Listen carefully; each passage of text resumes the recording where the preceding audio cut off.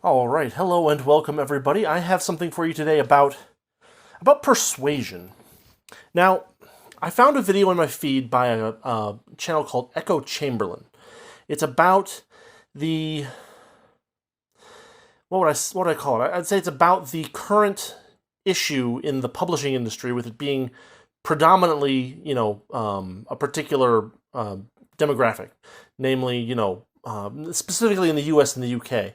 Specifically female, but there's also a little bit about like other characteristics.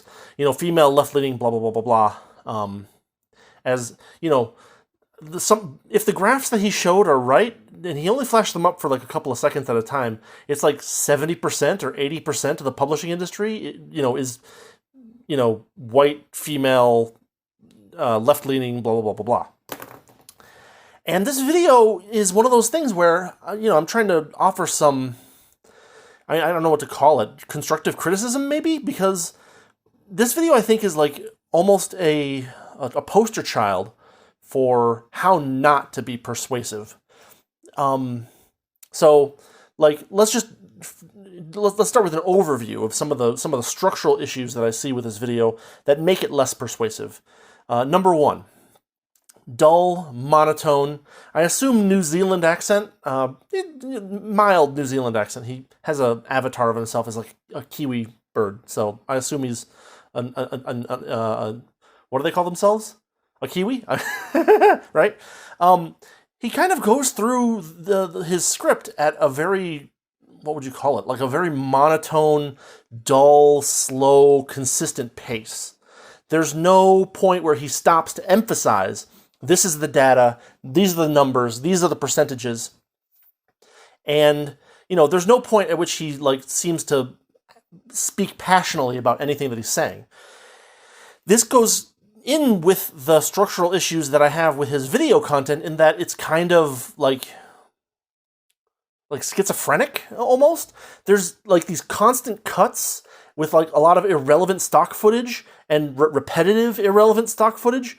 There's a bunch of times where like he's showing data, but it doesn't really correspond in time well with when he's talking about the data, and he never actually like says anything about the data itself. Even worse, a lot of the times the data, and it's also worth noting he doesn't attribute any of his sources. So I have no idea whether any of this is just like stuff that came from the New York Times or Bob's Discount newspaper or whatever. A lot of the time the stuff is like small up in the corner of the screen, and like the rest of the screen is moving in the foreground. He has this weird part where he's showing some of the data, and it's like taking up the space of a painting in a video clip of Nicolas Cage in his underwear drinking liquor from a movie, I guess.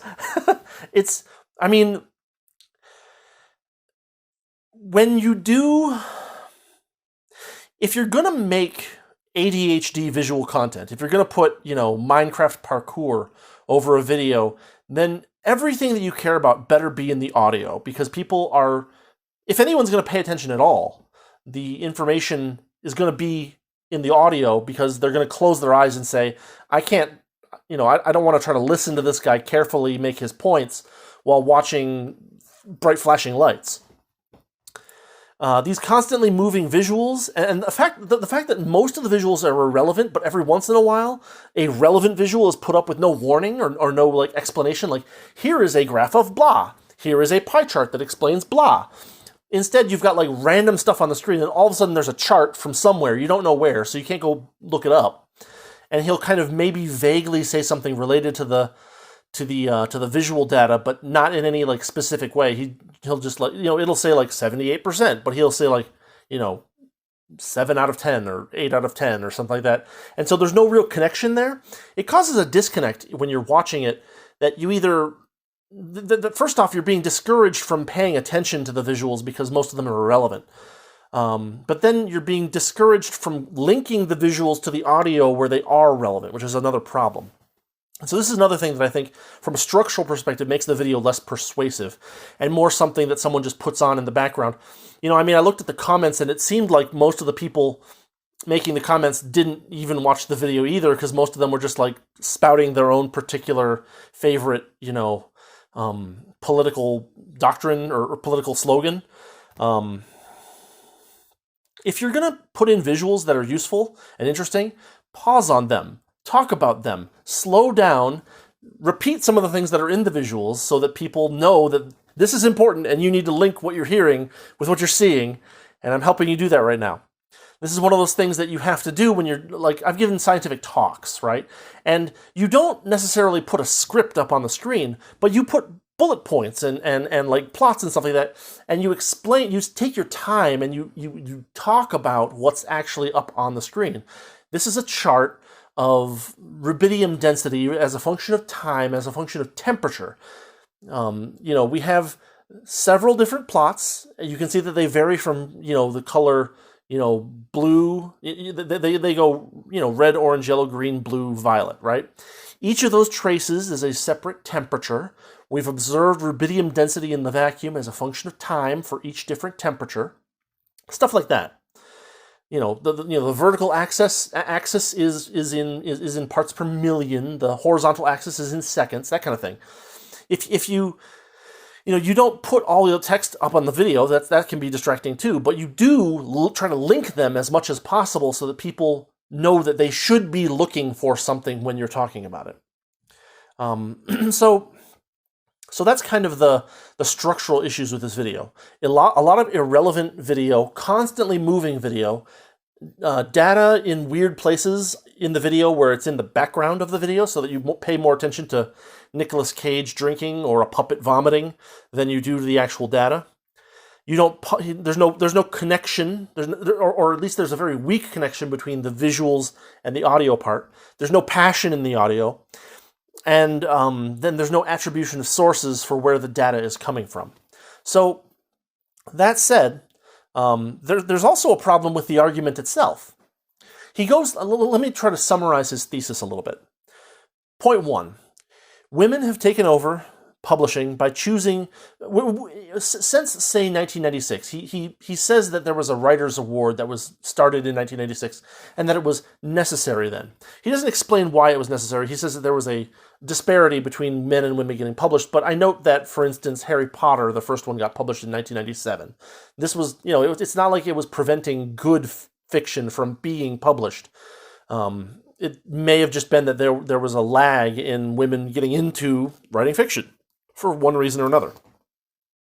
And so there was this award in 1986. Since then, publishing has become almost exclusively, and by almost exclusively, I think the numbers are like above 75%, are white, left-leaning women, basically. And so what has happened, he claims, is that women have taken over publishing by basically getting into it bit by bit, and then what they do is they selectively promote, not exclusively, but mostly people like themselves, telling stories about people like themselves. He laments that there aren't any real heirs to great male authors of literature in either the UK or the US right now. He laments that there's no big-name author in the last few years that has really shaken things up and turned things around and become a household name. He notices that the current controllers of the publishing industry don't seem to see inequality as a problem when it's in their favor.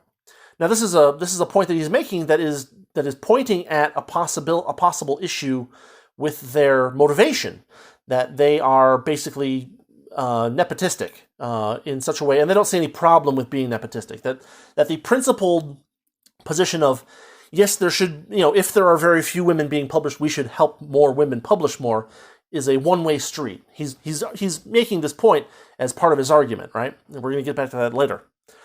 He notes that that male writers often tell stories of types. He mentions like dystopian fiction, dealing with technology or science overreaching, things like that. That men are more likely to write than women, and men are more likely to write well than women, as a possibility, right?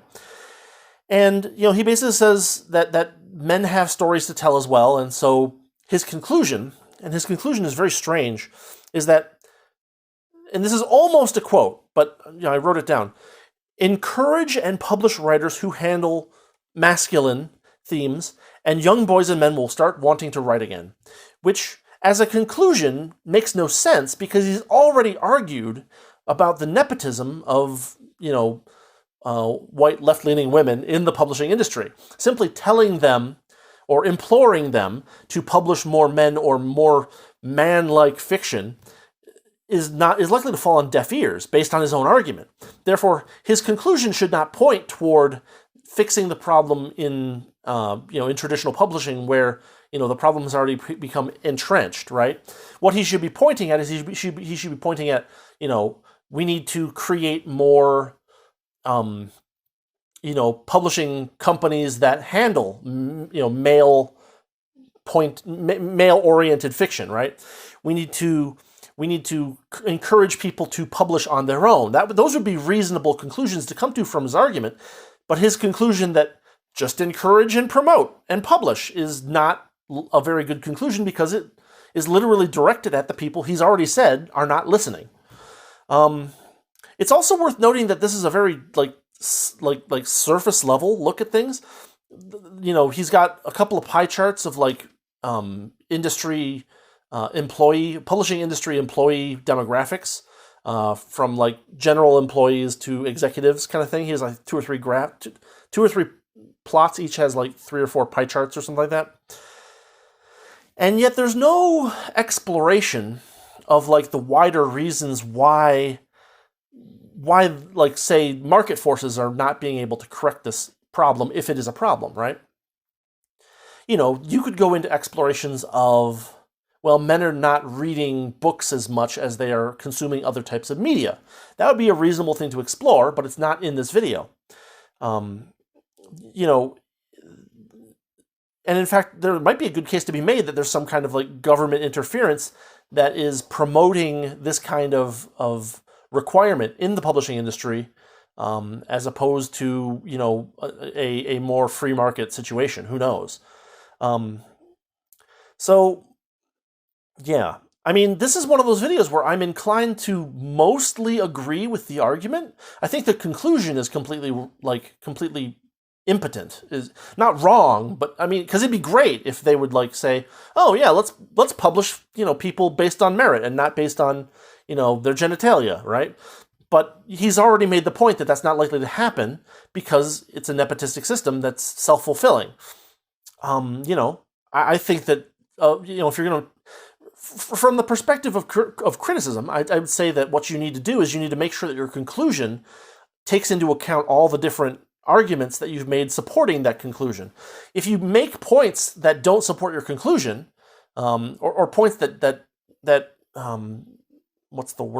invalidate your conclusion, then you need to find a different conclusion, and you can't just end your thing saying, to bring back my rubidium example from earlier. If I showed that rubidium increased, in a logarithmic time scale, logarithmically with time and linearly with temperature, I would probably make a conclusion that, my concluding statement of the talk would be something like that, as opposed to saying, yes, as we see from this, the temperature doesn't really seem to matter that much with rubidium density as a function of time.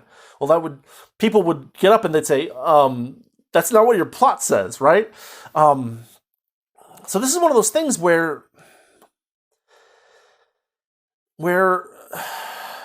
number one, you've shown me you've very poorly shown me the actual data that suggests this is true. I have no idea where these pie charts came from. There's no attribution to sources, as far as I can tell. They aren't in the description, and the pictures are generally too small to figure out whether there's a URL on them or something like that. That's another thing you got to worry about, is you got to make sure that things are readable when you make a plot or a drawing or something. And it's one of those things. People, as a scientist, it really bugs me when people don't cite their sources, because you can come to exactly the wrong conclusions by citing sources sometimes. It's very common, actually.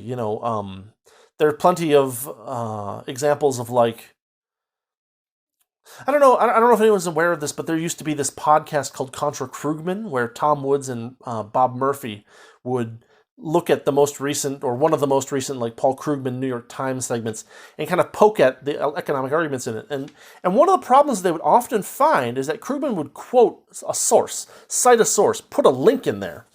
And if you actually follow the link, the conclusion of the source is diametrically opposed to the conclusion that Krugman draws from the source, which is one of those things where, like, it's okay to do it once in a while accidentally, right, as a mistake. It's okay to make mistakes, but it became kind of a trend that they would see this thing happen again and again.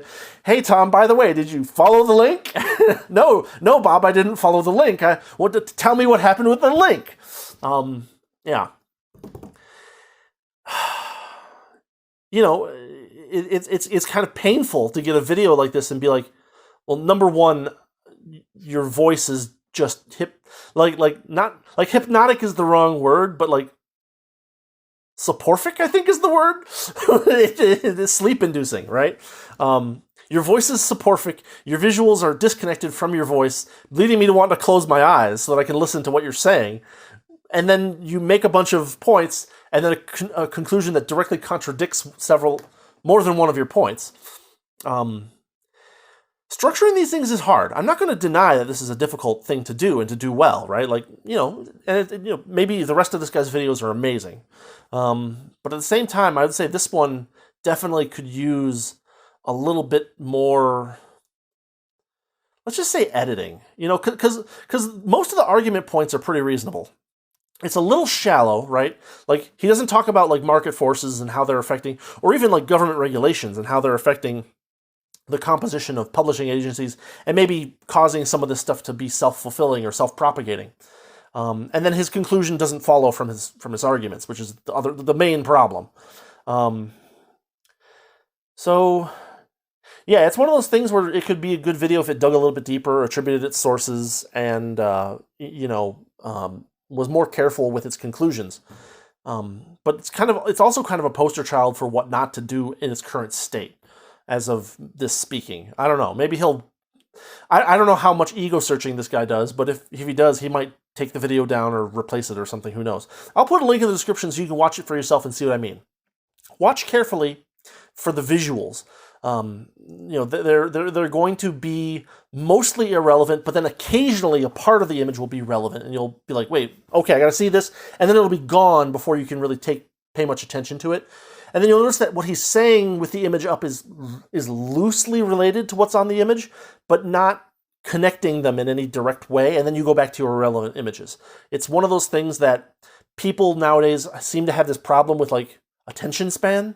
And, I'm not saying that it's necessarily, like, something that is, like, gonna destroy the world or something like that, but, like, developing a decent attention span is something that is worth spending some time on, because you can't really delve deep into a lot of different areas of study without sitting down and actually digging through some things that can be kind of boring. Look at most physics textbooks, right? Even the good ones are often really, really thick and really, really boring. Actually, let me get this real quick. I didn't want this to become like a Rudy's favorite book thing, but this is my favorite book on electronics. This is, the second edition is the one I use the most. You can see that I haven't used this one because I got it for a reference at home for doing, like, soldering projects and stuff like that, or maybe some minor electronic projects. But, like, the second edition is the one I kind of grew up with. When I started my first job as a lab tech for a summer job I worked for Chris Monroe back in the University of Michigan. And Chris is an awesome guy, by the way. But basically, the first day I came in, he's like, do you know how to solder? I'm like, no. He's like, do you know how to make circuits? I'm like, no. He's like, I want a circuit that does this, this, and this. And he handed me the second edition of this book. And was like, show me what you could do. So I literally, sat for a couple of hours and read this big, thick, gray book and figured out what the heck I was supposed to be doing. And, I became so connected with Horowitz and Hill, the book. Everybody calls it's called The Art of Electronics, but people usually call it Horowitz and Hill because those are the two authors' last names. But I eventually became so familiar with this book that I started to find the jokes in it. And when you get to the point in Horowitz and Hill when you're finding the jokes and laughing, you know you've spent too much time reading Horowitz and Hill. So, yeah, my final point, which I'm making my own mistake here, but like I hope this is illustrating how things can go awry this way, is that after I've made all these constructive points about making a persuasive video or audio video presentation, I come down to the point of saying you should try to spend some quiet time with a good book to lengthen your attention span, because sometimes you need it.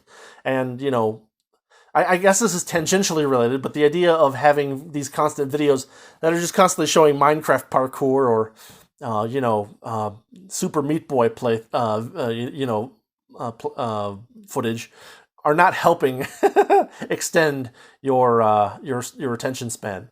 It's something that you have to work for, and it's something that atrophies pretty quickly if you don't actually pay attention to it. Before I started reading and writing for long periods of day in general, I actually had to stop and be like, okay, I need to set a timer or something, and I need to not move for I need to look at this book and not move for 20 minutes. And it was hard at first because I had gotten out of the habit. So I don't know. Kind of a two-part video here, I guess. But part one is how to be persuasive and how not to be persuasive in an audiovisual presentation. Part two is lengthen your attention span. It is something that is so good for you. And it is something that everything that you're watching on YouTube right now, possibly including this video, is trying to reduce your attention span so that they can show you more and more random things at a more rapid pace. If you do this, if you take half an hour 3 times a week and just sit in a quiet chair in a quiet room with a book that you like and just focus on doing that for half an hour 3 times a week, eventually you'll find that you can do it for an hour, and then an hour and a half, and then 2. It'll be harder with things that you don't like and don't have as much fun with, but it does help you pay attention to things and dig deeper into actual areas of study, right? In order to read this stupid thick book, and I haven't read the whole thing, but I'd say I'm fairly familiar with several of the appendices and maybe the first 8 chapters, something like that. It takes a lot of time. And if you're just skimming and you're listening to music and you've got something on your phone, there are probably people who can multitask that well, but at the same time, the more distractions you have, the less you're going to actually, maintain your understanding of what's in the book and maintain a deep understanding of what's in the book, whatever the book happens to be. Anyway, that's all I've got for today. I don't know. Sorry for the 2-part video structure here. I wasn't planning on talking about attention spans, but that last point about those constant visual cuts in the video was people should have longer attention spans, and it's not that you should have a longer attention span, is that you should resist attempts by others to shorten yours. That's probably a better way to put it. So with that, I've tied things together a little bit. My conclusion matches the arguments that I'm making. I haven't been showing you a bunch of crazy random flashing lights. I've had some passion in my voice. And I will call it here for today. As always, thanks for watching. Thanks for listening. If you like what I'm doing here and you want to support the channel, you know what to do. If you really want to support the channel or support my work, go check out some of my fiction. There will be a link in the description. Maybe you'll like it, maybe you won't. Feedback. More so than buying things, feedback would be interesting too.